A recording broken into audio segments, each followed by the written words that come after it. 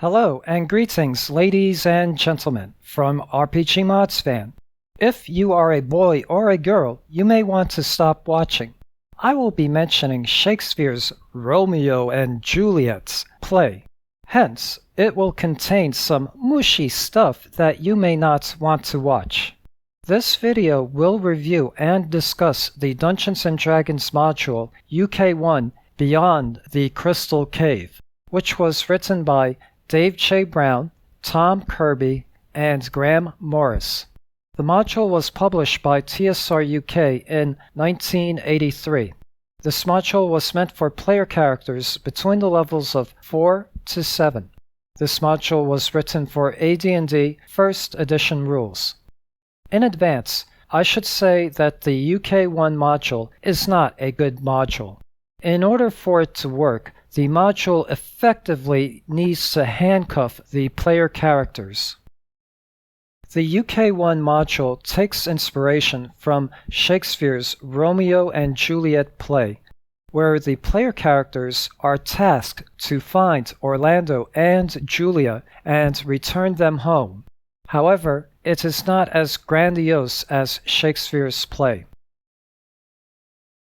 Soft what light through yonder window breaks. It's the east, and Juliet is the sun. Oh, Romeo, Romeo, wherefore art thou Romeo? The module takes place in the fantasy world of Greyhawk, on a small island off the coast of the Hold of the Sea Princes. To be more specific, the module takes place on the island of Symbarate, located 1 mile or almost 1.7 kilometers south of Fairwind Isle. Symbarate is part of the archipelago country of Fairwind. The country is ruled by the Commodore of Fairwind, who installed their own local governor on Symbarate Island. The island has a small fishing port called Symbar, which is where the local government is also located, and it is on the north coast of the island. The adventurers start on Fairwind Island, where they hear tales of a fortune in reward money being offered by the governor of Symbarate. The adventurers then travel to the island and meet with the governor. The meeting with the governor should be played out as a role-playing encounter. The short version would be as follows. 2 years ago, the governor's daughter, Juliana, eloped with Orlando, who is the son of a noble. Because of the feud between both families, the couple fled to Porphyrios Garden and have never been seen since. Both grieving families want their offspring back. They hire the adventurers to search for and find Porphyrios Garden, brave its dangers, and rescue their offspring. At the same time, the people of Symbarate Island hold the garden in great reverence and urge the adventurers not to harm anyone or anything within the garden. The governor also states that their reward will be forfeit if the garden is ransacked. Thus, this module is not for those who play for glory, combat, and treasure. Spoilers warning. The rest of this video will be discussing the module itself and will contain spoilers. Unless you are a dungeon master who will be running this module for their players, or are a player who already played through this module and are watching this video for nostalgia purposes, I would suggest not to watch the rest of this video. Hello and greetings from the Elf Song Tavern. I am Anya of Roga T No, sister of Red Sonja. On behalf of RPGmodsFan, I will be narrating most of the rest of this video. A synopsis of the module's adventure would be as follows. The player characters are hired to save an eloped couple from Porphyrios Garden after they fled there.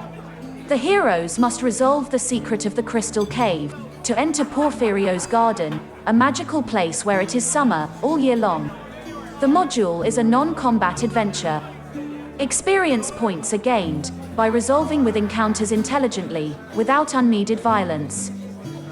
I will now go through the module's timeline of events. Long ago, there lived a beautiful half-elven princess, named Kirby. She had a human magic user lover, named Porphyro Profundius. Together, they built a large magnificent garden. They stocked their garden with the loveliest of plants, and with gentle creatures.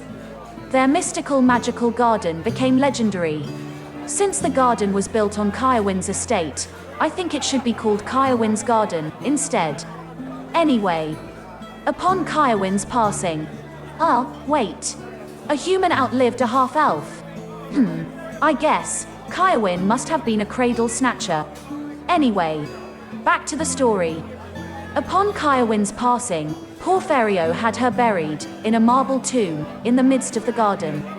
He then placed nasty enchantments around the garden, to prevent intruders from entering and disturbing it. It is said that Porphyro spent his remaining days in the garden. 2 years ago, Sybarite Island's governor's daughter, Juliana, eloped with a rival noble family's son, Orlando. Both Juliana's and Orlando's families were bitterly feuding with each other.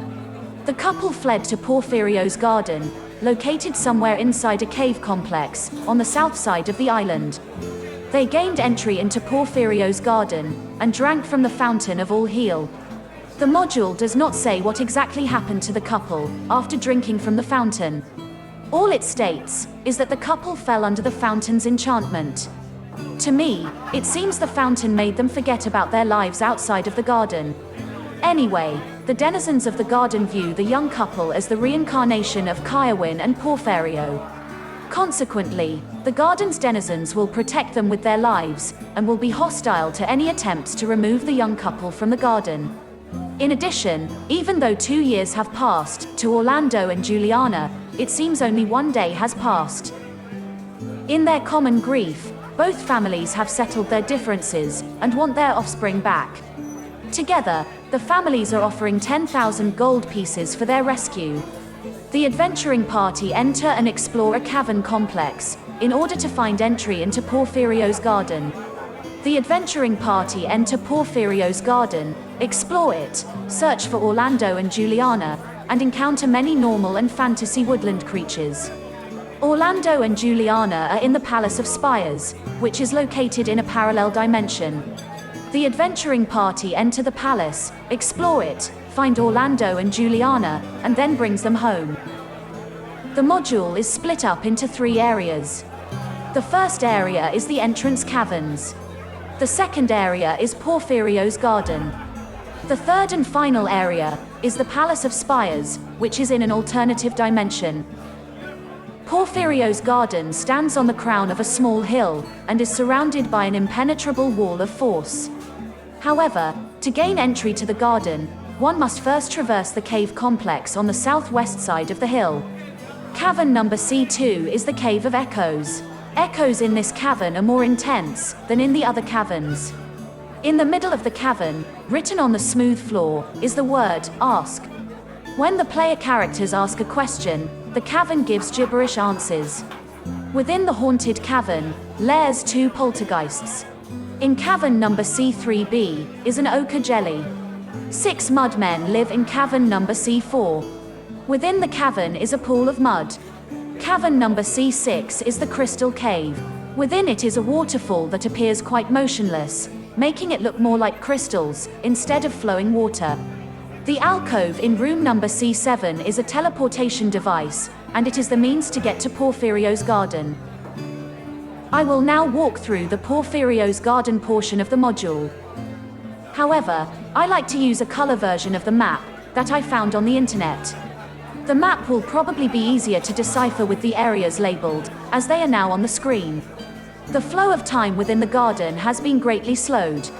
1 hour in the garden is equivalent to 1 month in the outside world. No fire can be made to burn the garden. Inside the garden, it is always summer. Within the garden, druids operate at 1 level higher than normal. Quite a number of spells, such as Fly, Levitate, Charm, Summon Animals, Fireball, and many others, just do not work in the garden. Basically, the module, effectively, handcuffs the player characters. When the player characters encounter creatures in the garden, the Dungeon Master should award experience points, equivalent to defeating them, if they part from them on friendly terms. The Dungeon Master is not supposed to award experience points for killing a creature in the garden. The garden has a keeper and protector called the Green Man, and is a demi-deity. Hence, the player characters have little chance to defeat it in combat. The player characters will be teleported to area number G1, in the middle of a 20-foot, or 6-meter, diameter ring of tall, large toadstools. 5 mischievous, yet fun-loving, leprechauns meet the player characters when they first arrive. When asked questions, they speak in limerick rhymes and in unison. The leprechauns lair in the nearby woods, labeled as G2 on the map. 2 dryads live in area labeled G4 on the map. 4 satyrs live in area labeled G5 on the map.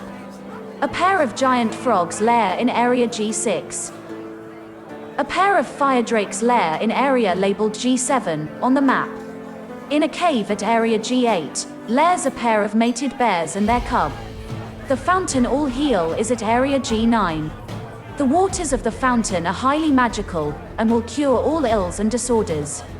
Other than being enchanted, the module does not state what exactly happened to Orlando and Juliana when they drank from the fountain, but I would say it made the lovers forget about their families. 3 pixies lair in area G10. They will be invisible and are hostile towards intruders, but will refrain from attacking druids, gnomes and halflings. Within a grove in area G11 are 2 barkburs. Barkburs make their monster debut to D&D in this module. A treant lairs in area G12. A mated pair of centaurs and their 2 children live in the meadow that is at area G13. At the opposite side of a lake is another meadow where a pair of unicorns live. 2 giant otters are swimming around in the lake. In the middle of the lake is a small building made out of white marble. The building is pretty much empty, except for a concealed weapons storeroom at its lowest level. The Green Man's lair is at area G18. The maze at area G19 is made out of thorn hedges, which changes patterns every time the party leaves and re-enters the maze.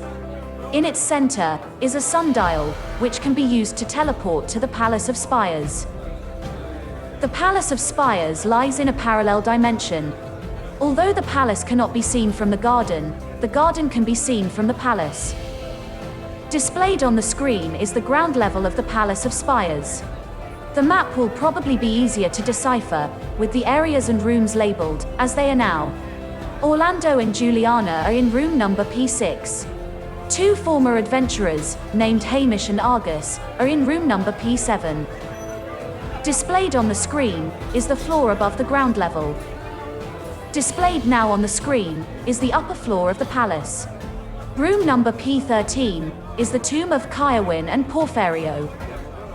The module is considered concluded when the adventurers persuade Orlando and Juliana to leave the garden and return to their families. So, back to you, RPGmodsFan. Roll credits. Displayed are the credits found within the module itself. The UK1 module has the player characters sent by Juliana's family to rescue the young couple. However, to me it makes more sense if both families hire them, which is one change I would make to the module. The premise of a Romeo and Juliet themed adventure had potential. However, I found it squandered, and found the whole module to be horrible. Basically, I would not waste my money getting a copy of this module. With the exception of a few pieces, I also found the artwork in the module to be outright bad. Even the exceptions are not that good either. Thank you for watching. Hope this video has been informative and entertaining. Please subscribe, like, comment, and share. I do like feedback. and I try to respond to as many comments as I can. Till next time, this is RPGmodsFan saying cheers, have a good day, and goodbye.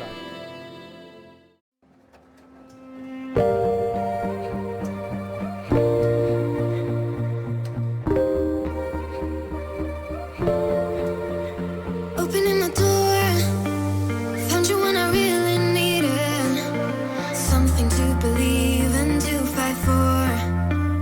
I was on my own, and you hadn't forgot the pieces to put me back together.